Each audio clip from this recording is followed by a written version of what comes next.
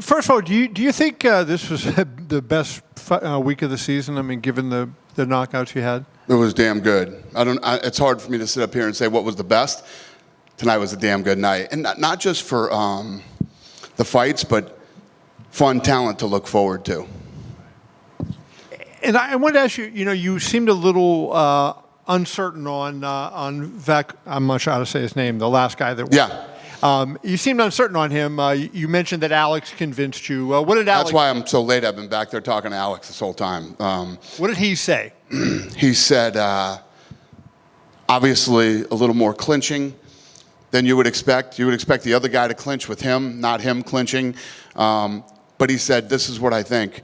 I think he's talented enough, and I think he deserves to be here. He's had, obviously, a ton of fights in his career, which is what I thought, too, going in. But he said, I think that the Contender Series, no matter where you fought or what you've done, puts a different type of pressure on you, and you might not, you might not perform the way you normally would. He thinks that this is a tremendous amount of pressure, and he said, all I know is I'm glad I didn't have to go through the Contender Series.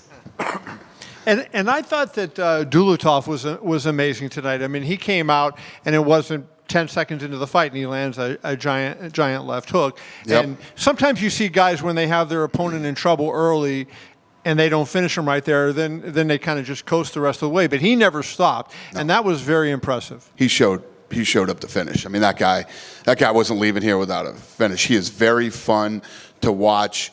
He's 11-1. He's only 26 years old. And I literally can't wait to see him fight in the UFC again. And the diversity he showed, he finished him with the elbow. He threw basically pretty much everything at the guy, right? And they were all hard and fast. Yeah, I agree.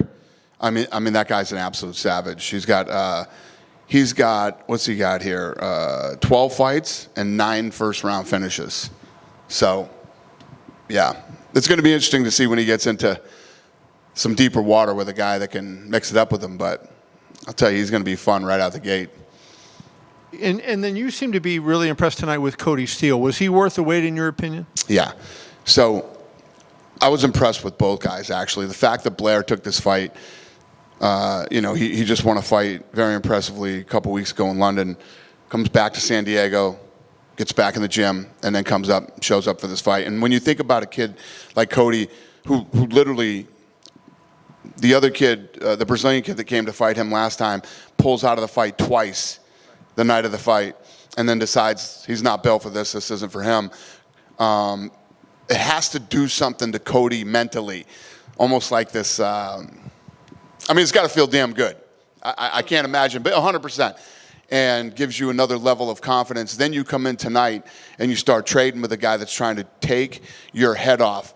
And you got to dig deep. And go toe-to-toe with this guy. He ate some big shots, and it was fun. It was fun. And yeah, the answer is yeah, he was worth the wait. And the thing I liked about that, and I wonder what the finish, was that little hook to the body, right? I mean, beautiful. Just short little thing, but he still put a lot of power on it. Beautiful shot to the body. And very rarely in this sport do you see guys finish guys with body shots like that, especially... You can tell that Blair is a technical, seasoned, tough kid. Had a great chin too, and ends up getting finished. And he was down for a while with that body shot. A couple things I wanted to ask you. Conor is in town. Have you met with him? No, I haven't. I haven't even talked to him. Do you have any plans to meet with him? No. Okay. And do you know if he's here to train now or what's? No, I think he's here for. He had some sponsorship stuff that he had to do in town. Okay. A reporter in South Africa asked me if I would ask you this question. A couple of weeks ago, you had said that Dricus was going to do his next defense in South Africa. Now his coaches are saying he's going to fight in Sydney. Yeah. So can you kind of clarify that? Yeah, so you know how bad I want this. I've been trying to get this thing done. The arena situation there is tough. It's tough to pull off. So that's been the challenge with Africa as a whole. So we're trying to figure it out. The place that we would have to do it at is outdoors. And you know how I feel about that. And so I've been trying to figure out the weather. One of the big things that I'm hearing out there is wind is a big problem. And we've done it a couple times, but anything that can affect the outcome of the fight makes me not even want to try. So, you know, and it's anything from wind, rain, bugs. I mean, too much humidity. A lot of things can interfere with the fight. And would Strickland still be the guy you had committed to Strickland previously? Yes. Okay. And then lastly, this is just a goofy one I wanted to ask you, but I saw a thing going around on Instagram. They said there's a guy whose job is to stand behind the pay-per-view announcers when there's knockouts and they go back and they don't fall out of their chairs. And they showed like clips of maybe 7 or 8 different people, and it was always the same guy behind them. Is there somebody who has a job of, like in Power Slap, and standing behind Rogan and Anik and saving these guys? Oh, that's funny. No, I didn't know that. It's almost like these coaches that can't stop running on the field, and they got to have the guy that pulls them back. We got to have people catching the announcers during the fights. The beautiful thing about that is, and I talk about it all the time, Rogan specifically. You see a lot of guys in sports, and you know that they're paid talking heads, and Joe Rogan legitimately loves the sport and is into it. And I've said this many times. The first time that I ever talked to him, and I was trying to get him to be part of the commentary team, he's like, so wait a minute, let me get this straight. You're telling me that I can come to my favorite sport in the world and actually get the best seats in the house and do this? He goes, I do this for free. And you can tell when he talks about it, his reaction to fights, whenever we had a big fight back in the day and I was looking for somebody to break down the fight, I would always say, I know Rogan's busy and but we need Rogan. We need Rogan's voice on this. And that's why he's one of the greatest of all time, if not the greatest. Hi, Dana. Hi. On Thursday, you have Nicky Rod headlining the UFC International Invitational, Fight Pass Invitational. He's a big star right now. He just won CJI. He's been on the Fight Pass for a long time. Is he somebody you would ever consider bringing over to MMA or kind of pushing him towards training? Well, I don't push anybody toward anything. If these guys want to cross over, like Cody, I mean, that's up to them. I would never push anybody to get into this unless that's what they really want to do. And when you look at a kid like Cody tonight, I was saying, usually guys that have great jiu-jitsu don't have hands like that, and don't love to trade and don't love to sit in the pocket and throw. He's the real deal. He really showed it tonight. We're actually probably lucky that the other fight fell out and this was the fight that happened, because I was impressed with both guys. Justin Gaethje's manager came out today and said that Justin was offered Conor McGregor 5 times, and all 5 times Conor refused. Can you verify if that's accurate? I don't know if that's true. Conor McGregor, I've said this many times, and I'll say it again. I mean, we actually have video footage of Lorenzo and I walking into his house that he was renting here. He just woke up telling him that the fight fell out. And he's literally leaving going, well, I'm going to train. Let me know who I'm fighting when I get back. We've never had those kind of issues with Conor McGregor, ever. Amanda Nunes posted a video today for you. Can you respond to that? She looks good. She looks great. Looks like she's still in shape, so. You know where her head's at, and I love that about her. There's a lot of things I love about her. I love that about her. She's keeping an eye on who wins the title next, and I think she's teasing that she might be interested in coming back. Dustin Poirier proposed a 4-man tournament for the BMF title. Him, Gaethje, Max, and Dan Hooker. Is that something you'd ever consider? I mean, it's BMF, so you can make up your own rules. Sounds fun. Never thought about it, but yeah, I love it. And last one, another fun one. Oscar Willis, he runs Conor McGregor's website. Yep. He's fighting at BKFC on Saturday. What? Yeah, I wonder if you have any advice for him. What? Don't do it. What? Is that why he's not here? Yes. He's always here. Yeah. So he is fighting bare knuckle. When? Saturday, 10 a.m. Saturday. This Saturday? Yeah. He's opening the He's a card. great kid. I wish him all the luck in the world. Hope he doesn't get his face busted up. Thank you. Who's he fighting? He's fighting Ben Davis, another media member. What? Holy shit. All right. 10 a.m. on YouTube. Dana. Huh? 10 a.m. on YouTube. He's what? 10 a.m. 10 a.m. on YouTube. It's on YouTube? At 10 a.m.? Saturday. All right. I'm in. I will watch it. Dana, tonight, obviously you had a glory, or a kickboxing champion. You had a high-level Brazilian Jiu-Jitsu fight competitor compete. Do you foresee more high-level kickboxers, more D1 wrestlers, more Brazilian Jiu-Jitsu champions? Well, I actually think, like we were saying earlier, it's fascinating how these guys that came out of this whole circuit with Israel and Alex, including them, are doing so well in the UFC. It's fascinating. So, yeah, why not? Do you think it's they see the success of Alex and Israel and they're coming over? Do you think it's the money difference? Do you think it's the fame and fortune? Like, why? Obviously, you're not them, but why do you think these guys are coming over? Yeah, I think it's all of it. Obviously, those guys fought, crazy fights that I'm sure they didn't make any money. Joanna Jędrzejczyk and many others, and come over here, and it's absolutely life-changing for them. So, yeah, why not? Especially when you see people that, you came up with and possibly beat at one time doing so well, why not come give it a shot? I just want your thoughts on this weekend's UFC Fight Night between Brandon Royval and Tatsu Utara. It's a very fun fight for flyweight. Probably big implications in the division. What are your thoughts on it? I agree. You just you just teed it right up for me. Yes, I agree. Fun fight, fun little card, and I'm looking forward to the main event. I did want to ask, has there been any plans to go back to Japan? And I ask you this is there a reason why you haven't gone back since 2017?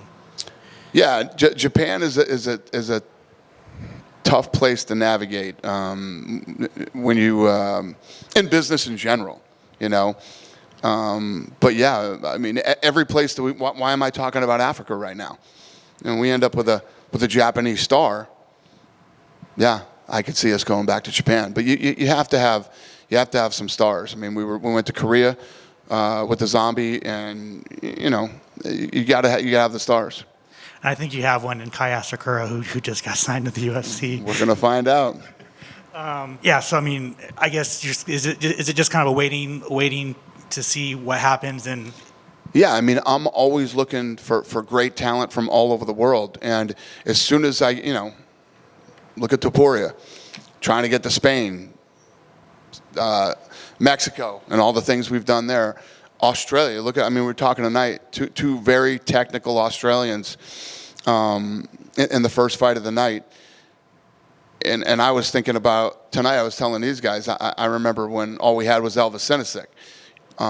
So, yeah, it's all star-driven. Gotcha. Thank you. Thanks. Go ahead. Just curious, ahead, circling back to Amanda, she had pretty much that walk-off, double champ, greatest of all time woman, no offense to Clarissa Shields. Would you guys welcome her back with open arms because she left the door open like that? I love Amanda Nunes. I have an incredible relationship with her, and I would absolutely love to see her come back.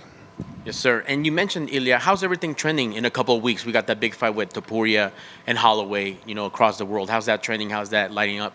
Yeah, today was matchmaking day, so we were in there today making some fights and beefing up some of the cards, and that was literally one of the big topics today on how badass that card is, and hopefully it stays together. So, yeah, I'm really excited about it. Yes, sir. And don't accompany me in that. Speaking of company, guys, we had a OSP contract not renewed. Your thoughts on him? A guy who always showed up, didn't turn anything down. He's a great kid. I've liked him since day one. Talked to him a little bit over the weekend and said he's doing really well. He's in a good place in his life, and what a career he had coming out of college football. You know what I mean? So, yeah, he's a great kid. I really like him. And last for me, Jorge Masvidal, Tyron Woodley's names keep coming up. YouTube interviews, social media. Any chance they end up back in the octagon, or probably not? Probably not. Thank you, sir. Appreciate it. Thanks. Dana, in addition to Poirier, someone else who proposed some fights for the UFC was Don Davis of the PFL. I'm not sure if you saw that. He proposed Cyborg versus Pacheco and Harrison versus Pena, $2 million each to the winner. The losing company pays all the purses. I know the answer to the question, but I just wanted to hear your thoughts. Listen, I said it before, man. When you're losing the kind of money that they're losing and you're in the position that they're in, you just start throwing shit at the wall, and you're trying to fight for your life. I mean, like I said, whenever the hell I said it, I mean, this guy's talking about, it cannot be fun to be one of their investors. It cannot be fun. Last one for me. Sean Strickland had some pretty pointed comments in a That's crazy. tweet today.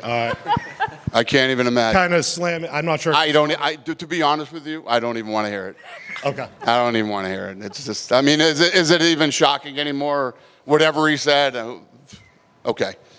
Yes, sir. Over here, obviously, Cody Steele, he's really well known within the grappling community. And you just mentioned how impressive it is that he is going out there toe-to-toe striking. So is this kind of an excitement similar to the one you had last week with a guy like Jacoby Smith, who you said was very diverse and can hop right in and do a lot of good things in the company? Yeah, well, the kid from last week, I just saw this incredible raw talent.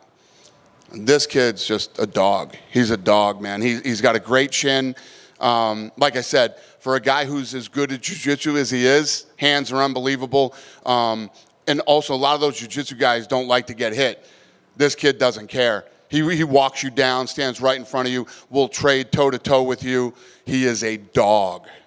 Sure. And with Artem, given his age and his history, obviously, with Alex Pereira, is that a guy that you're going to want to throw in right into the deep end? Or? Yeah, I think that, Alex is probably right tonight. Maybe there was a level of pressure that he hadn't felt before tonight.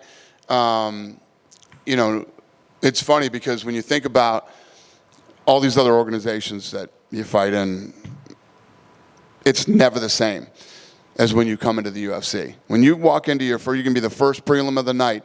It's a whole nother ball game when you step into the UFC. And now, because of the way the Contender Series is built, it's the same thing. I mean, you literally become talked about and you become somebody Sunday. Wednesday. Sunday, what the fuck am I talking about? Wednesday after the Contender Series. And more people have seen you fight. This guy's got over 30 fights in his career. More people will see what happened here tonight than in his entire career. For sure. And just one last one for me outside of tonight. David Benavidez, he got a big fight announced today, seemingly against David Morrell. It's a big fight for boxing. I know last time he fought, there was a video of you guys embracing, sharing a moment, I think, around the Durango or Red Rock. So is that a guy you're a fan of and excited to see fight? Tell me the question again. David Morrell and David Benavidez are going to fight. Yeah. Is that a fight that you're... Oh, got it. Yeah. Yeah. So the story with he and I was, I met him when he was a kid. And he told me, I'm going to be a world champion someday. And then I run into him and he's a world champion. And, that's happened to me so many times, usually with MMA fighters, not boxers. But that's when I was sort of kicking the tires of boxing. Yes, I will watch that fight, if that's the question you're asking me. Yes. And given that long history with David Benavidez and your new ventures into boxing, is that a guy you'd like to work with in the future? I'm not even. I'm not talking about boxing right now. Sure. Thank you. All right. Hey, could you clarify one thing? When you've said it a number of times, when you come to the UFC, it's a whole nother ball game. Is it the TV audience? Is it the arena? Is it the bells and whistles?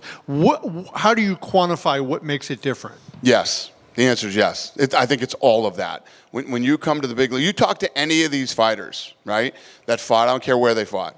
Talk to them. They'll tell you the whole experience was completely different at the UFC. The professionalism, from the minute they get on the plane, they get off the plane, they land in whatever city it is, and then when you're about to make that walk into an arena. And for us, sometimes, depending on where we are, the arena can be full the first fight of the night, and the crowd's into it, and they're going crazy.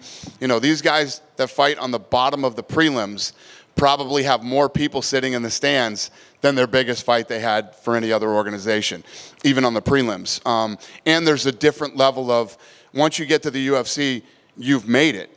Now you got to get through this first night and get in this, and now you're looking at a possibility of becoming unbelievably famous and making lots of money. So there's so much more on the line, and for most of these kids, they can say whatever they want in these other organizations. This is where you hope to get to someday, and you hope to fight in a main event in the UFC. Tonight, I know Cody Steele looked really well, and his opponent, Chasen Blair, also looked great until he didn't. Is that a guy, I know we only have one more week of the Contender Series, but is this a guy that, he didn't win tonight, but is he somebody that still is going to be on your guys' radar for his performance tonight? So when you talk to the matchmakers, Sean and Mick, and they find, like Sean told me tonight, I saw this kid, watched his fight in London, and he literally didn't even get out of the out of the cage before I already had him agreeing to the fight. So, you know, when I tell you how much I respected a guy, when you see these kids that lost, I don't know if you really lose here when you fight the way that some of these kids fight. Because if anything falls out or anything happens, Sean and Mick are definitely calling those guys first. So Blair coming out of that cage that night and taking this fight, he lost nothing tonight. Everybody saw what he did, and he earned a lot of respect tonight. If not from anybody else, more importantly, from the matchmakers. Yeah. We only got a few more shows left here in Vegas. The one that's still on is the one in December. Is there any news on the who are the headliners for UFC 310? It's a fun card. It's a really, really good card. So, yeah. Very good. We'll let you know soon. One of the things that came out recently in an interview, Kayla Harrison said the week of the fight that she went to the hospital earlier in the week was peeing blood. Is this the kind of stuff that you wish fighters would let you guys know in advance in case there was some sort of issue, or do you not want them to say something because we kind of want the fight to still happen? If somebody is hurt and shouldn't compete, they should absolutely come to us and tell us, you know. But the truth of the matter is, it's like the NFL every Sunday. These athletes always have something going on. What was her deal? Why was she peeing blood? I'm not sure what the exact terms was. I think she just said she had things going on. I'm not sure if she actually related to the weight cut, I guess. Yeah. Yeah, I mean, these are things. I mean, we were just talking a few weeks ago. You asked me about Sean's hip, and then after the fight the other night, broken toe and popped cartilage. And then, I mean, you got to assume that every Saturday, you know, if you look at how many athletes are on the card, they're not going in there feeling like, you know, shit, I feel like shit, and I don't do anything. You know what I mean? So you can imagine what these guys feel like going in every Saturday. There's always something. Yeah. And I know Amanda's showing videos of her working out, but we got to think that if she comes back, a fight with Kayla would be at 145? Amanda. I don't know. Sorry, Amanda. I don't know. Amanda came back. I have no idea. I mean, she just posted something on Instagram today. There's still a lot of things that have to happen for that fight to even happen. To determine what weight class it would be at is impossible. And last for me, there was Ian Gary put out a tweet saying he has news coming on. A lot of people say that there's a potential fight between him and maybe Colby Covington. We talked about Ian today in matchmaking. There are a few options. So Colby Covington is definitely one of them, but there are a few options. We're trying to figure out what we want to do. Awesome. Thanks, Dana. Yep. Good. Have a great night, guys. Thank you.